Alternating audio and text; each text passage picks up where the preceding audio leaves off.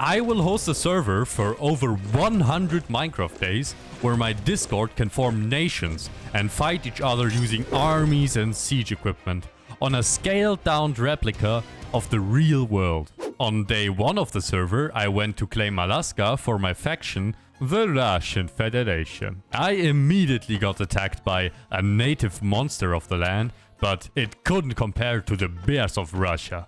What instead made me freeze in shock was the enormous American flag fluttering in the wind only meters away. Blyat! What are you doing here? Filthy America... What the...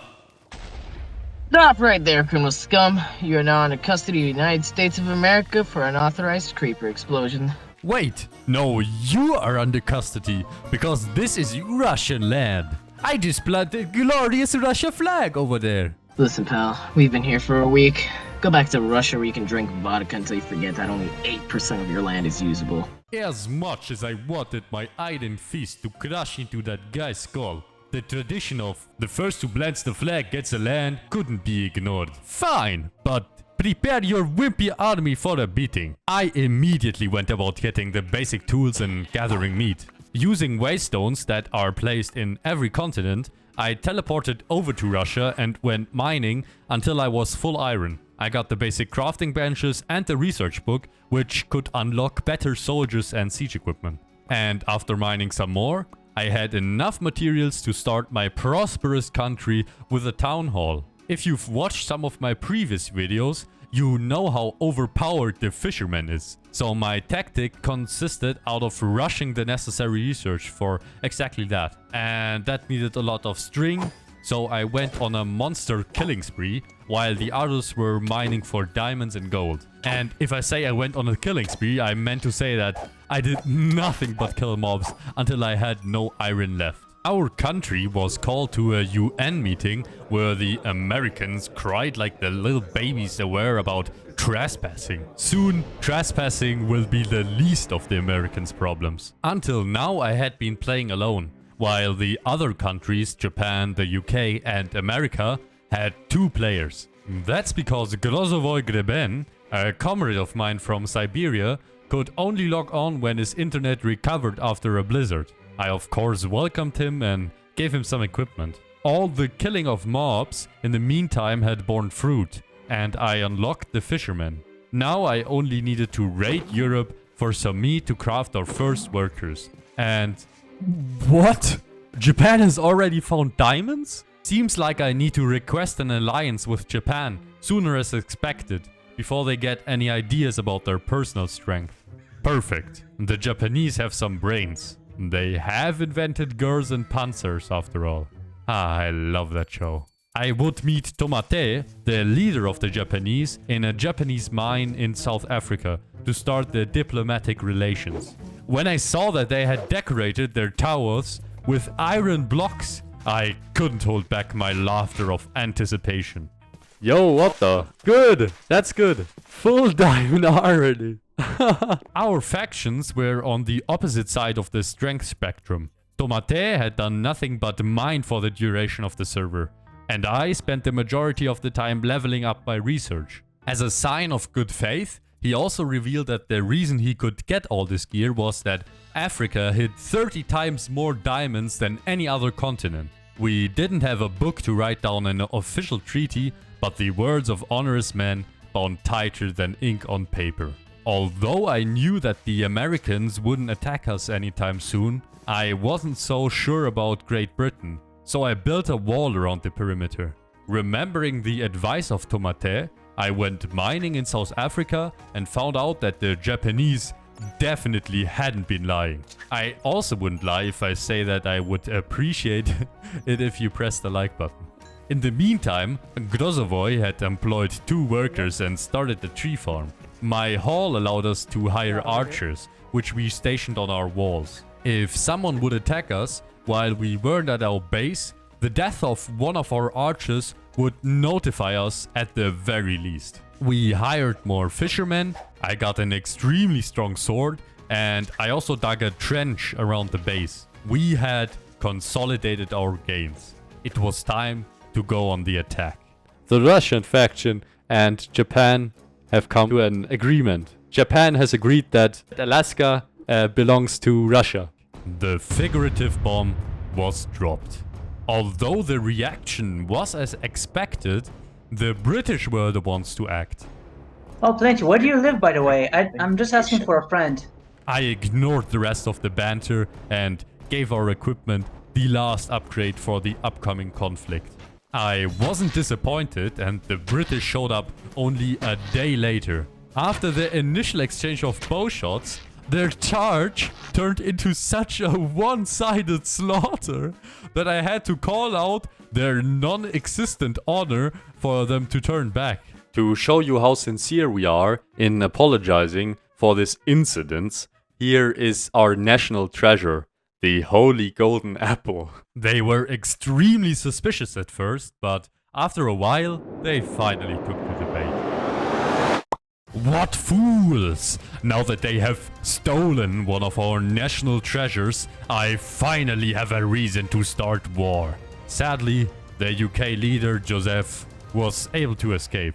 Now that I could legally attack the UK, I needed to scout out the enemy. And so I traveled to Great Britain as an ambassador. I gave them some enchanted books so they would think that I was trying to make reparations. And got a tour of their camp in return. This is our little pasture. I sleep here. When zombie tells you to get out of the house, you have to sleep in the pasture. Yeah, whenever the times are tough. Yeah, I see. My visit made me only sure of one thing. The British are crazier than Rasputin and extremely under-equipped. Like, I had seen several achievements pop up about them finding diamonds, but they were still in iron armor and all the chests near their base were only filled with trash loot. Something fishy was going on here, and it wasn't the British bad breath. After that, I tried to capture a zombie for ages to abuse their trading system, but all my attempts ended in the zombie villager burning to death. Finally, I just decided to set up a mining colony in South Africa. Some might say that the accommodations were primitive, maybe even non-existent and unhygienic.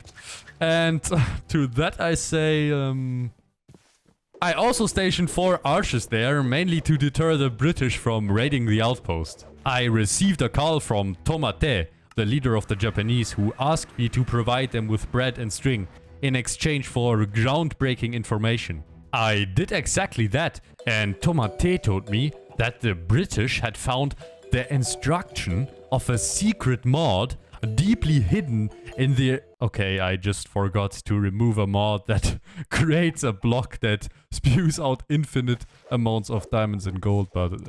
We couldn't steal or destroy the block as it was as hard as bedrock. The only option would be to conquer their land and claim the generator as ours. On my way to helping Tomate out in lighting up the British forest, we wanted to give them a fair warning, I found him wreaking havoc in Scandinavia. It was kinda awkward when I told him that he was lighting the wrong forest on fire. When we eventually arrived, I realized that the British were away. So I snagged some of their gold and blaze powder and left a message that would bruise their honor. Before the expected angry British call came, I increased the capacity of our mining colony.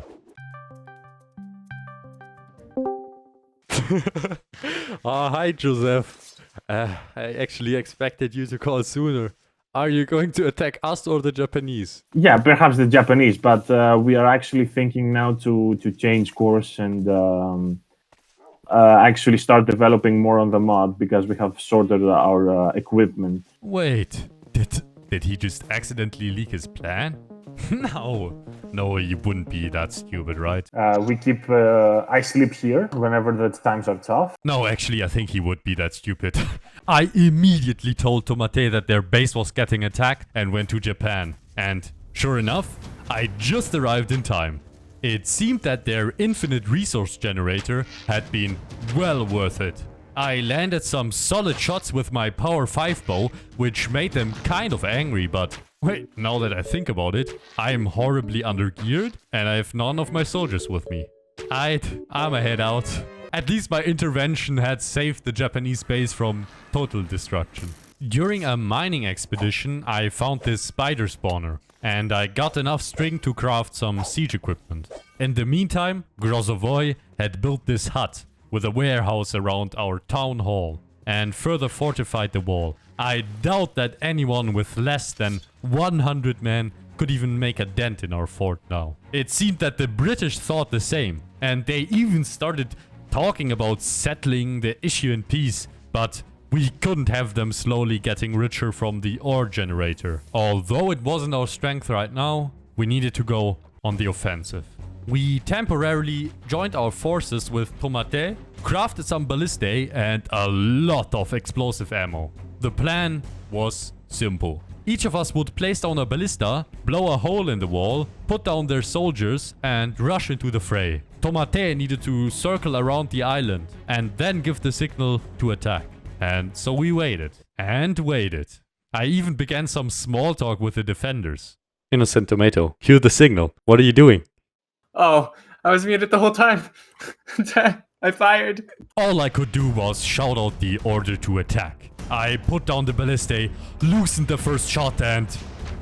it did nothing to the wall. Nyacho! Leo, let's pull back for now. Point has failed. A Russian does not flee with his tail between his legs like the French. Charge! Lost? No, Russia never loses. It seems like we're in a stalemate. I can't attack you and you can't attack me. Let's settle this with our fist once and for all. You on by our fist, mate? I didn't give him the time to spout out more nonsense and attacked immediately. The battle was tough, but the training I did for the annual bear wrestling match paid off. Yes, my honor is restored, but I have to admit, you were a very strong opponent and worth of my strength.